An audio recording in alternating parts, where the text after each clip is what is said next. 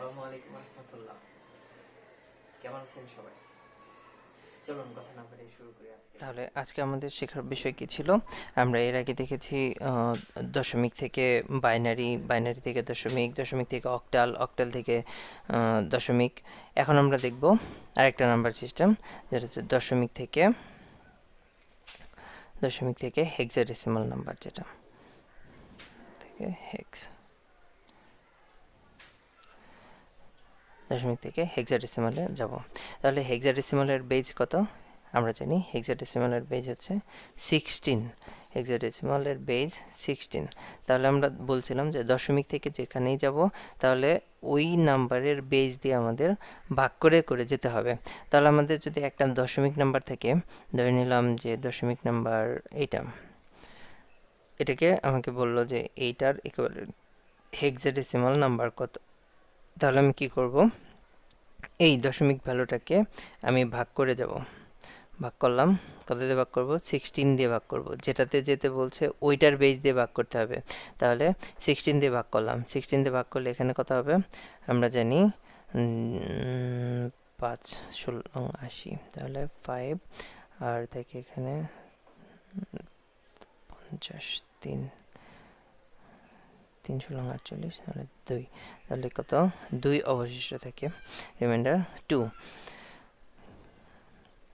আবার 53 কে ভাগ করব, তাহলে কত হয়?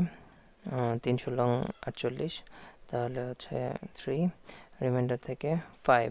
এবার 3কে ভাগ করব, 3কে ভাগ করা যায় না, তাহলে এখানে 0, 3টা এখানে চলে আসবে। এটা, তাহলে এটার এমএসবি এলএসবির কথা নিশ্চয়ই মনে আছে।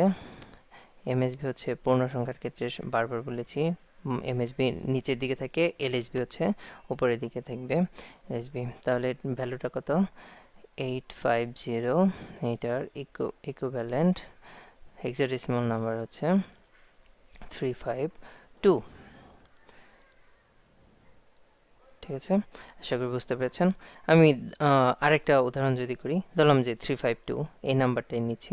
352 এইটার ইকুইভ্যালেন্ট হেক্সাডেসিমাল নাম্বার কত?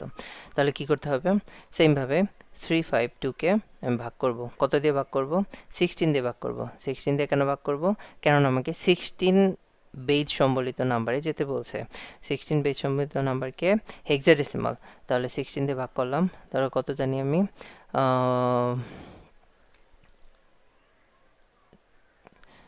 32। তাহলে রিমাইন্ডার থাকে কোনো? না, কোনো ধরনের রিমাইন্ডার থাকে না, তাহলে 0। এরপরে আবার এটাকে ভাগ করব, 16 দিয়ে ভাগ করলে এটা কত হবে? একবারই যাবে। 16 এখানে থাকবে কত? 6। ওকে, তাহলে রিমাইন্ডার 6। এরপরে 1কে ভাগ করবো 16 দিয়ে, 1কে ভাগ করা যায় না, যায় না। তাহলে কি 0টা এখানে চলে আসবে, 1 ওখানে চলে যাবে। তাহলে সেমভাবে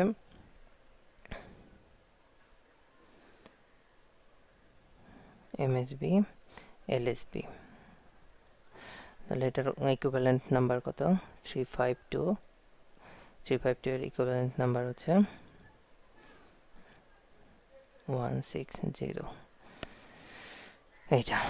আচ্ছা, আমাদের তো আমরা জানি যে হেক্সাডেসিমাল নাম্বারের ক্ষেত্রে এবিসিডি নামের যে সংখ্যাগুলো আছে সেগুলো তাহলে কখন আসবে? আচ্ছা, এবিসিডির জন্য আমরা ধরে নিলাম যে একটা সংখ্যা 45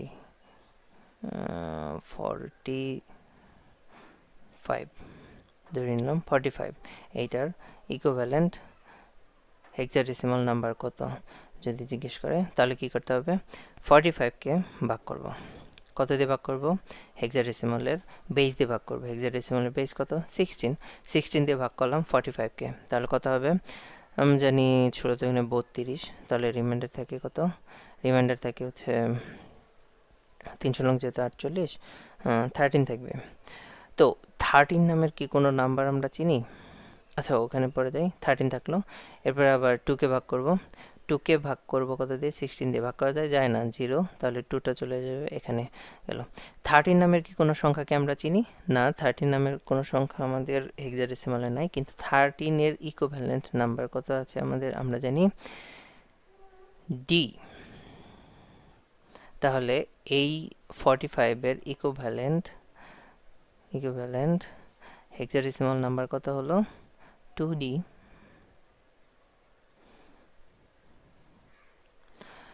এরকমভাবে যখনই আমাদের 9-এর উপরে কোনো সংখ্যা রিমাইন্ডার থাকবে, 9-এর উপরে কোনো সংখ্যা যখন রিমাইন্ডার থাকবে, তখন সেই নাম্বারটার ইকুইভ্যালেন্ট নাম্বারটাকে আমরা ABCDEF দ্বারা প্রকাশ করে সেটাকে আমরা লিখে দেব।